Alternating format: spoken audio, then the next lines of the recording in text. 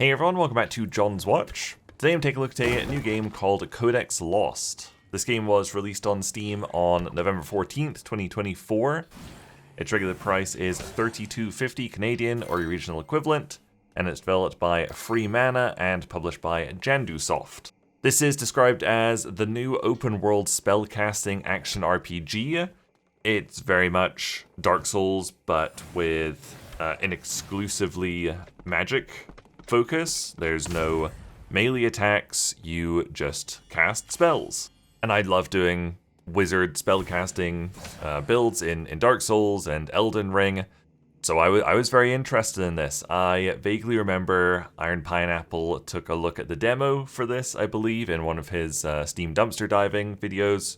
Fantastic videos if you've never seen those before. So I think this one was already on my radar, so I was pretty excited to check it out. I've played an hour at the time of recording this video, and I'm not going to be playing anymore. I really tried to keep in mind that this is developed by a solo developer, and with that in mind, this is hugely impressive.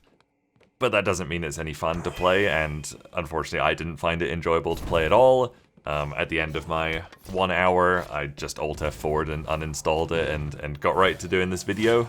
But I do want to stress how impressive, technically, visually, pretty much everything is for being developed by a solo developer. It's very impressive.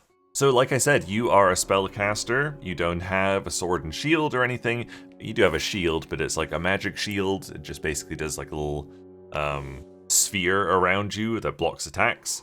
Pretty cool. When you start the game, you're able to choose basically 3 spells from, I think it was 5 different schools of wizardry. And you're able to choose your close combat spell, which is kind of like your melee spell. You're able to choose an AoE spell, and you're able to choose a ranged spell. And you can choose them all from the same school of magic if you want, or you can spread it out. You'll have seen them on screen now.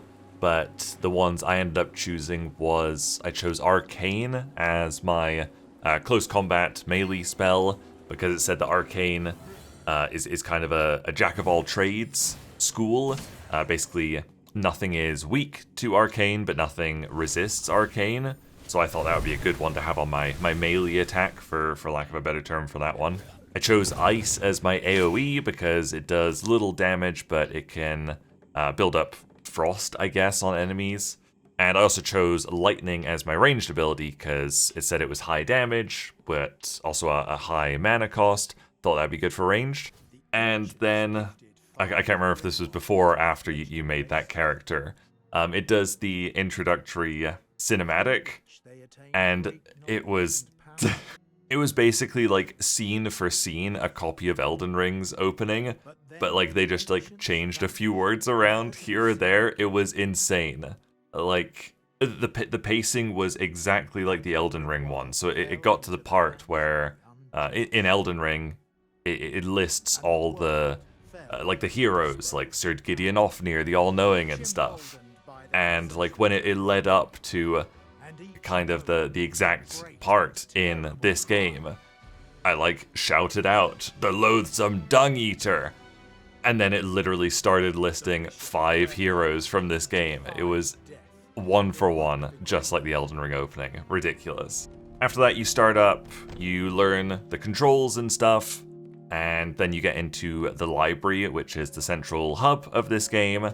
There's a little spellcrafting station, which we'll touch on a little bit later. But otherwise you just go up to this big glowing book, and that lets you warp to the first area, which is like this prison village, penal village I think it was called. And you go through it like a Dark Souls dungeon, pretty much. Nothing there was really resistant to any of my magic, so I was mostly just using my Arcane when close up, and using the ranged lightning whenever I needed some range. Didn't find much use for my AoE ice spell in there. And obviously, as a Souls-like, this game is inspired by the Dark Souls games. It's absolutely nailed the troll enemy placement, where you're always getting enemies just around like blind corners. There's even 2 instances in the first level where enemies will roll explosive fire barrels downstairs to you, Very, very like Dark Souls. Yeah, they nailed the enemy placement. It's pretty tricky. Like a couple of times, or one time you'll be crossing this big bridge, and you've got like a ranged spellcaster and 2 crossbowmen shooting at you while a spearman is running towards you. It took a little bit of trial and error. I think I died like 3 or 4 times going through the first area. But eventually you reach kind of the top of the village, and you can unlock an elevator that is a shortcut back to the start. Really weird elevator system they've got in this game. Instead of having like a button in the middle, or like a pressure plate in the middle of the elevator, or a lever that you pull to bring it up or bring it down, it's just on a timer, and it's quite a slow timer. And if you miss the elevator, you know, if you're at the bottom and you want to go up, and as you're running towards it you see it just leaving, you're stuck waiting there for about like 20 seconds or something. Yeah, I don't know why they went for that system. Maybe it's just too complex to get like an on-demand elevator working. But yeah, that was pretty annoying. And just past the elevator was a big gate, and I was like, okay, this is the boss battle. Let's do the first boss.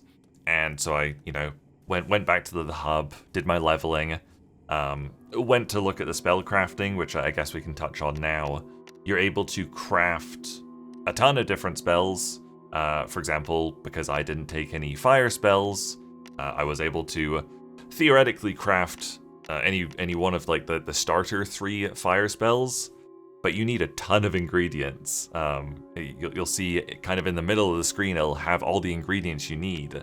I think it was like 6 different ingredients you need, and something like 1 to 4 of each type of these ingredients. And, you know, I only played an hour, but I didn't, in that hour, get any materials for any spell whatsoever, not even just the fire one that I quite wanted. No spell was able to craft in the first hour. So after I leveled, the level up screen's really good as well, actually. I'll say it very explicitly says what each skill does, like intelligence increases your mana, wisdom increases your magic damage, and it even lets you pop your consumable souls right from the level up screen, which I think is a fantastic quality of life feature. That's great. So anyway, I leveled up, went back up the elevator, went to the door, and it just took me into the next area. So I was like, okay, fine, we'll just go to the next area. The next area was kind of weird, and I was already getting a little bit fed up with the game. It controls so weirdly that the camera feels a little bit floaty, slidey. You're probably not going to get it from this video, but like whenever I basically, you know, you control the camera with the right stick, and whenever I stopped holding the right stick and it reset back to the middle of the controller, the camera would drift a little bit more each time, which was really annoying. And even though I disabled camera shake completely, it still felt like even if I was running in a straight line, it would just kind of like wobble a little bit, just kind of not very nice to play and control. So anyway, yeah, I kind of zoomed through the second area because didn't find too much in there. A few items and a locked house. Couldn't be bothered to try and figure it out, but I saw like a cave entrance and another, what I realized now was a loading zone to the next area.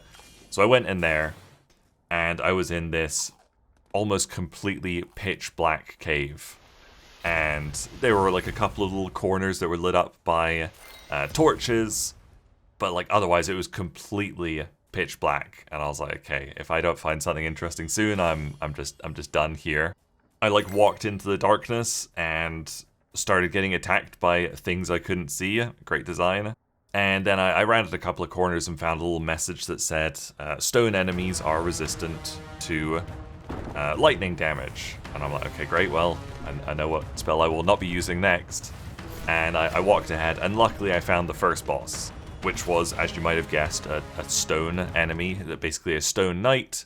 So I tried using my ice AoE spell.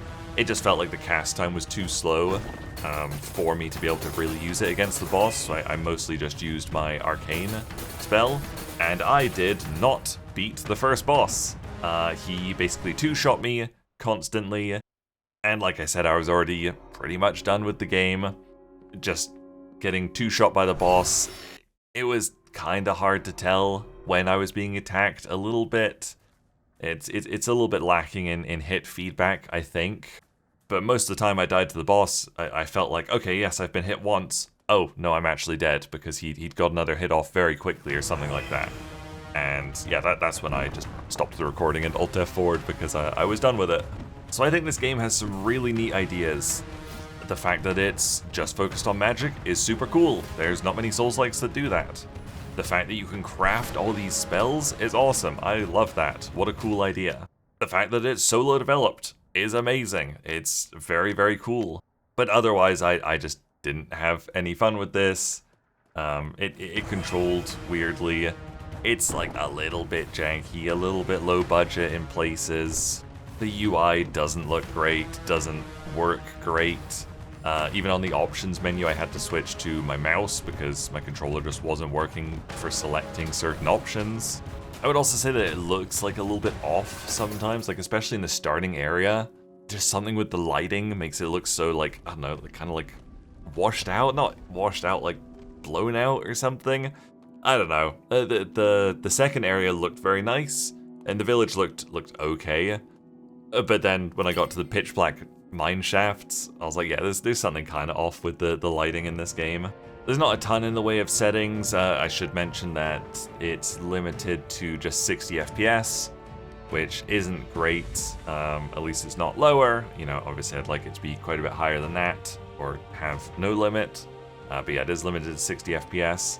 Otherwise, you've just got a bunch of settings kind of all lumped in together. Well, mostly just a post-processing setting. Luckily, it didn't seem to have chromatic aberration or film grain or anything like that, so I just left it on high, or ultra, I can't quite remember. But otherwise, yeah, pretty simple settings menu. So yeah, overall thoughts, I think this is extremely impressive for a solo developer, but I did not enjoy it at all, and yeah, I don't really know if this is a recommend or not. It's sitting at mixed reviews on Steam. I think that's pretty fair. Some people can like look past the jank and really enjoy it. I just wasn't able to.